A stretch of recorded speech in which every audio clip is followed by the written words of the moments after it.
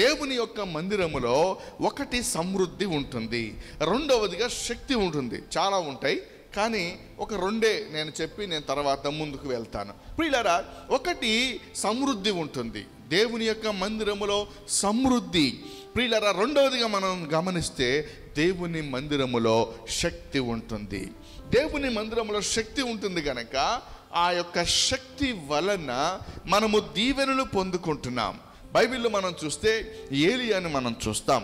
ఏలియా జీవితంలో ప్రియులారా, ఆ రోజున జరిగిన సంగతి ఏంటో తెలిసిన, ఎవరిని సన్నిధిని నేను నిలవబడి ఉన్నానో అని ప్రార్థన చేయడం, మాట్లాడడం ప్రారంభిస్తాడు. ప్రియులారా, ఇదిగో ఈ సంవత్సరం వర్షమైనా మంచైనా పడదంటే ఆగిపోయాది. అలాగనే దేవుని సన్నిధిలో నిలవబడి ప్రార్థన చేశాడు. ప్రార్థన చేయగా పైనుండి అంట అగ్ని దిగి వచ్చింది. అంటే దేవుని మందిరములో ఉన్న శక్తి వలన మీరు అద్భుతాలు చూస్తారు. ప్రియులారా, అద్భుతాలు చేయడం సేవకుల్లో లేదు. అలాగనే ఇక్కడెక్కడ ఎవ్వరు కూడా అద్భుతాలు చేయరు, కానీ ఒక దేవుని శక్తి మాత్రమే అద్భుతాలు చేస్తుంది. అలా చేయడానికి మమ్మల్ని దేవుడు ఒక సాధనంగా ఆయన ఉపయోగించుకుంటాడు. ఎప్పుడు అద్భుతాలు చేయాలనుకుంటే అప్పుడు ఆయన అద్భుతాన్ని చేస్తాడు. ఒక రోజున మోడు బారిన ప్రియులారా ఎండిపోయిన ఒక కర్రను తీసుకొని వచ్చి సాక్ష్యపు గుడారము లోపల ఆ కర్రను ఉంచారు. అనగా ఆ సాక్ష్యపు గుడారమే దేవుని యొక్క మందిరం. ఎప్పుడైతే ఆ మందిరంలోనికి ఆ కర్రను తీసుకొని వచ్చారో ఆ కర్ర ఏమైందో తెలిసిన, ఒక్క రోజులంట, ఒక్క రాత్రిలో, రాత్రి అంటే 6 hours ఉంటుంది, ఒక 6 గంటలో లేకపోతే కొన్ని గంటలు మాత్రమే, ఒక రాత్రిలో అంటే కొన్ని గంటల్లో జరిగిన అద్భుతం ఏంటో తెలిసిన, ఎండిపోయిన కర్ర అండి. అది పాతబడలేదు. మామూలుగా కొన్ని రకాల ఎండిపోయిన కర్రలు కూడా ఏమవుతాయంటే పాతిన తర్వాత భూమిలో నీళ్లు పోస్తూ ఉంటే నిదానంగా లోపల ఎక్కడో జీవం ఉంటే కనుక ఏమైతే చెప్పండి, చిగురించడం సహజంగా కొన్ని చిగురుస్తాయి. కానీ ఇక్కడంట మరి ఆ యొక్క కర్ర ఎండిపోయిన కర్ర అండి. మీరందరూ వాడతారు, కర్రలు ఉన్నాయి అమ్మా, మీ అందరికి ఏమైనా చెప్పండి, కర్రలు ఉంటాయి కదా, ఇళ్ళలో కర్రలు ఉంటాయి, అవునా? మరి ఆ కర్రలు పాతితే అప్పుడు ఏమవుతాయి, చిగురు రాదు. కొన్ని కర్రలకి మాత్రం ఏమవుతాయి చెప్పండి, కొన్ని కర్రలకి చిగురు వస్తుంది. అయితే నేనేమంటాను తెలిసిన, ఆ రోజున ఎండిపోయినటువంటి మోడు బారిన కర్ర, ఎందుకు పనికిరాని కర్రను తీసుకొచ్చి సాక్ష్యపు గుడారము లోపల పెట్టిన సందర్భం వేరు, అవన్నీ వివరించిన సమయం సరిపోదు కనుక ఎప్పుడైతే ఒక రాత్రంతా ఉంచారో ఉదయం కల్లా జరిగిన సంగతి అని తెలిసిన, అది అంట చిగురించింది, రెండవదిగా పుష్పించింది, మూడవదిగా ఫలించింది. దేవునికి స్తోత్రం కలుగును గాక. హల్లెలూయా, హల్లెలూయా. జీవం లేదు, దానికి జీవం వచ్చింది. ఎండిపోయింది, మోడు బారిన జీవితం మందిరములోకి వచ్చింది. ఒక్క రాత్రి, చెప్పండి, ఒక్క రాత్రి ప్రియులారా ఇక్కడ స్టే చేసిందంతే. ఏమైంది తెలిసిన, ఉదయం కల్లా అదేం చేసింది, చిగురించింది, పుష్పించింది, ఫలించింది. నేను అంటాను, మోడు బారిన జీవితాలను నా దేవుడు చిగురించువాడు. ఒక మంచి పాట ఉంది, మోడు బారిన జీవితాలను చిగురింపచేయగలవో నీవో,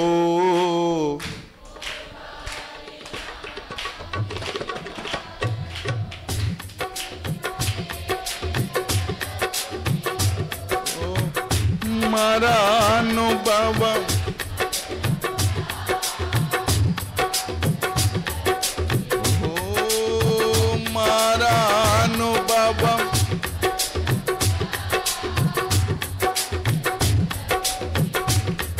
మహోన్నతుడా,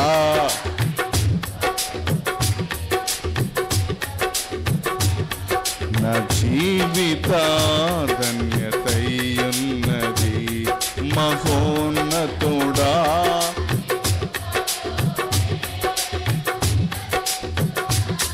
మహోన్నతుడా,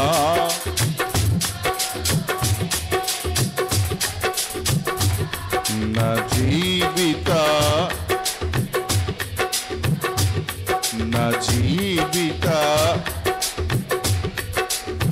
హల్లెలూయా.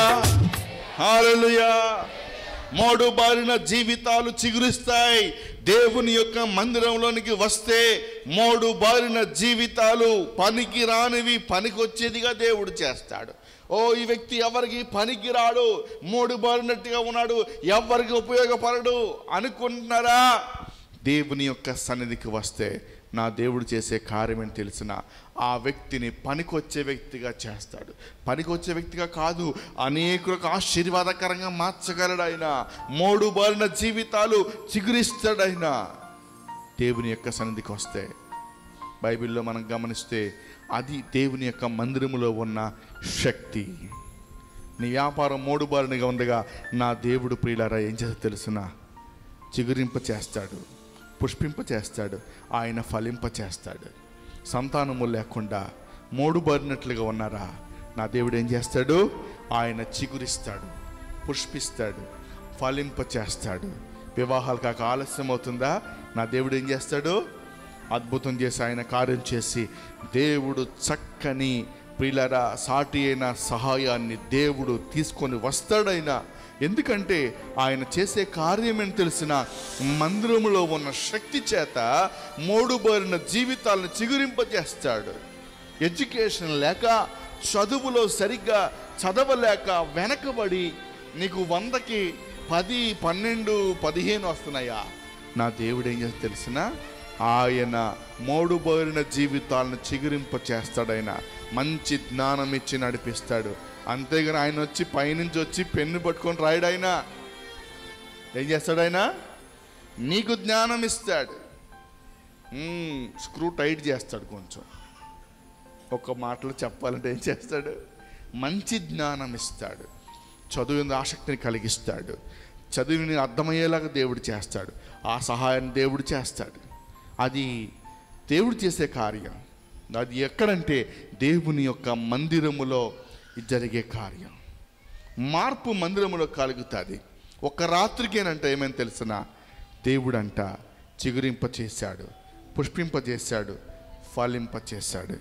ప్రియులారా, దేవుని యొక్క మందిరానికి వచ్చిన మీరందరూ కూడా చిగురించి పుష్పించి ఫలించుదురుగాక, అన్ని విషయాలు వర్ధిల్లుదురుగాక, మీ వ్యాపారాలు ఫలించునుగాక, మీ కుటుంబ జీవితాలు ఫలభరితంగా ఉండునుగాక, ఎడ్యుకేషన్లో మీరు ఫలించుదురుగాక, అన్ని విషయాల్లో మీరు ఫలించుదురుగాక.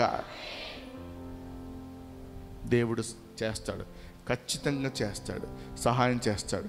దానికి చాలా ఉదాహరణలు ఉన్నాయి బైబిల్లో. అవన్నీ తీయాలంటే సమయం లేదు. యోసేపు జీవితం దేవుడు ఏం చేశాడు? ఫలింపు చేశాడు. అవునా? యోసేపు కొమ్మ, ఫలించడి కొమ్మ, ఊట యొద్ద ఫలించడి కొమ్మ, దాని రెమ్మలు గోడ ఎక్కి. అంటే చూడండి, దేవుడు ఎంతగా ఫలింపు చేశాడంటే గోతులో పడేసినటువంటి వ్యక్తిని అంట దేవుడు ఆ స్థితికి తీసుకొని వెళ్ళాడు. ఒక మరి రాజ్యములో 2వ స్థానంలో ఆ వ్యక్తిని ఉంచాడు. నా దేవుడు అట్టిగా ఆశీర్వదిస్తాడు. కానీ నువ్వేం చేయాలి తెలిసిన?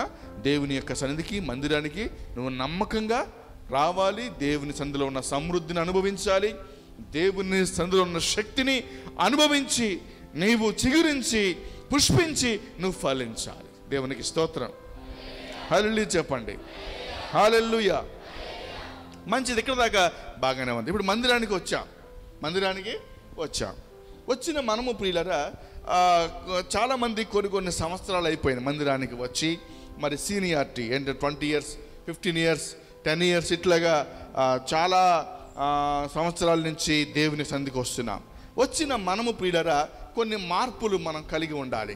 ప్రియులరా, మీకు కొన్ని అనుభవాలు చెప్పాలని ఆశపడుతున్నాను. దేవుని యొక్క సన్నిధిలో ఉన్న కొన్ని అనుభవాలు ఎలాగ ఉండాలో మనము కొన్ని విషయాలు చెప్పి నేను ముగిస్తాను. ప్రియులరా, వాక్యంలో గమనిస్తే హెజ్కేలు పుస్తకంలో 47వ అధ్యాయంలో చూడండి కొన్ని మాటలు రాయబడ్డాయి. ఆ రోజున గడప కిందకంట నీళ్లు ప్రవాహమే వెళుతూ ఉన్నాయి. వెళుతూ ఉండగా ఎన్నో వచ్చిన నాన్న మొదటి చదవండి. తోడుకొని వచ్చాను. అవును, నేను చూడగా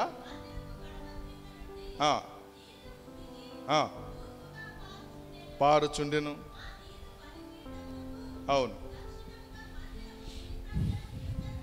అవును, పారుచుండెను. నన్ను నడిపించి చుట్టూ తిప్పి.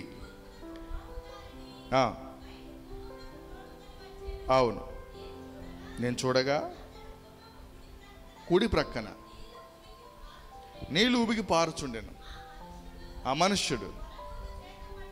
అవును, బయలు వెళ్ళి కొలిచి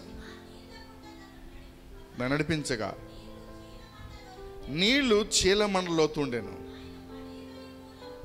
కొలిచి నడిపించగా మోకాళ్ళలోతూ ఉన్నాయి.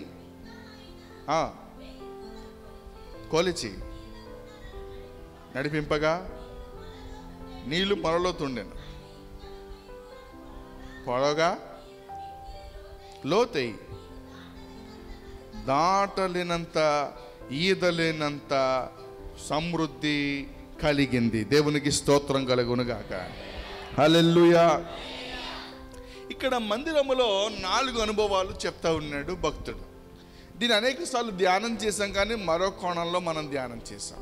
ఈ ఉదయకాల సమయంలో పరిశుద్ధాత్మ దేవుడు వేరే కోణంలో మనందరితో మాట్లాడి బలపరచునుగాక, మనల్ని సరిచేయునుగాక. 4 అనుభవాలు దేవుని యొక్క సన్నిధికి మందిరానికి వచ్చిన మన జీవితాల్లో 4 అనుభవాలు మనకు కనబడుతున్నాయి. ఒకటి ఏంటంటే పాదాల కొలత, చీల మండలంటే పాదాలు మునిగే అంత. రెండవదిగా మోకాళ్ళలోతు. మూడవదిగా నడుములోతు. నాలుగవదిగా పూర్తిగా ముంచబడుట. ఈ 4 అనుభవాలు గుండా ప్రతి విశ్వాసి కూడా ప్రయాణం చేయాలి.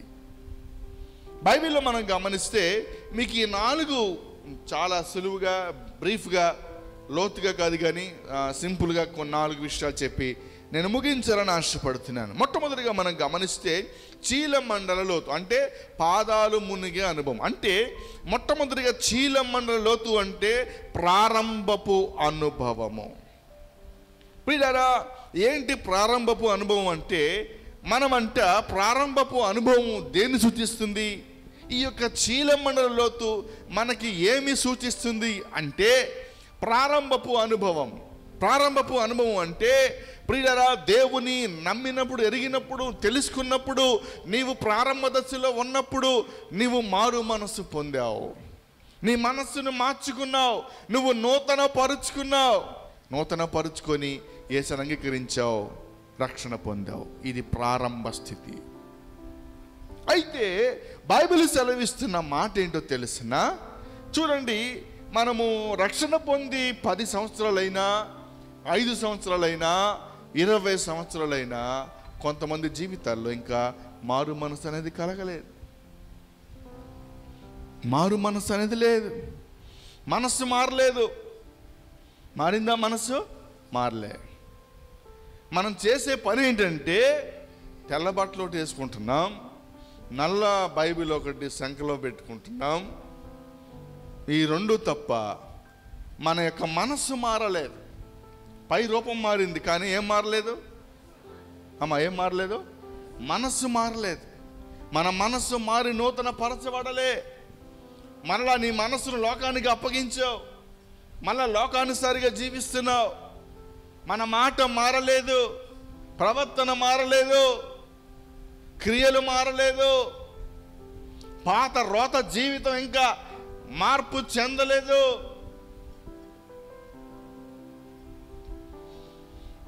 నాకు తెలిసిన కుటుంబం అన్నారు, ప్రియులారా, రక్షణ పొందడం అంటే నేను నా భర్త కలిసి ఏం చేస్తామంటే రక్షణ ఒకేసారి ఏం చేస్తామండి? అమ్మ ఎవరి రక్షణ వాళ్ళదే. ఎవరి రక్షణ వాళ్ళదేనమ్మా. లేదయ్య గారు, మరి నేను ముందు తీసుకుంటే నా భర్త ఏం చేస్తాడు? మళ్ళీ గబుక్కున తీసుకోడేమో, అందుకని ఒకేసారి ఏం చేస్తాం? ఒకేసారి హోల్సేల్గా తీసుకుంటామని చెప్పన్నారు. హోల్సేల్ ఏంటది? హోల్సేల్, రిటైల్ కాదు, హోల్సేల్. ఒకేసారి అన్నారు. సరే అమ్మ ఇష్టం అని చెప్పాను. ఇక ఆ యొక్క భర్త రక్షణ తీసుకోవడం కొరకు ఈవిడి రక్షణ పొందకుండా అలా కాలయాపన చేసుకుంటూ ఒక రోజున ఏమైందంటే మొత్తం మీద సంవత్సరాలు గడిచిపోతున్నాయి కానీ రక్షణ మాత్రం, బాప్తిసం మాత్రం పొందకపోతే నేను మళ్ళీ అమ్మ ఏంటి రక్షణ పొందలేదు ఏంటి అంటే మరి ఈయన కూడా ఒకేసారి తీసుకుంటామంట.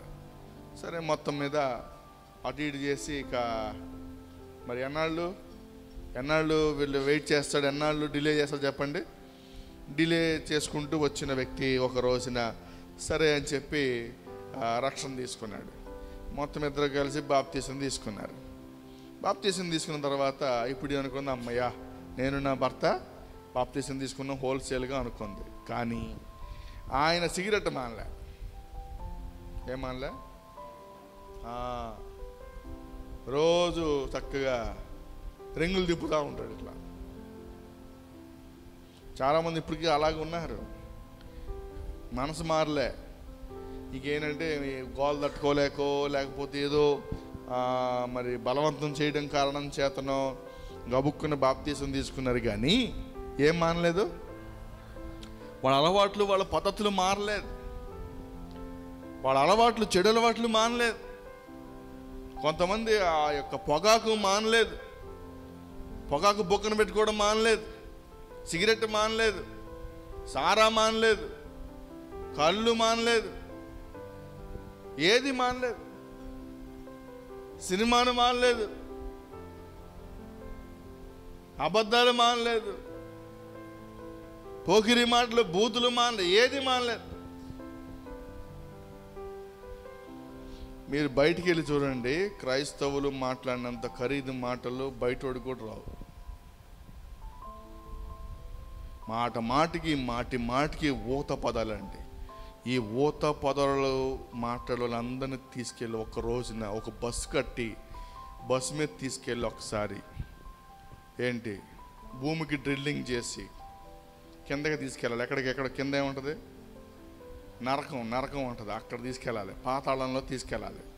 తీసుకెళ్ళి ఒక వారం రోజులు ట్రైనింగ్ ఇవ్వాలి. అక్కడ ఎలా ఉండో చూపించి తీసుకురావాలి వాళ్ళకి. ఎవరిని? ఈ లోకానుసారంగా జీవించేవాడు. అలా అనిపిస్తుంది అనమాట.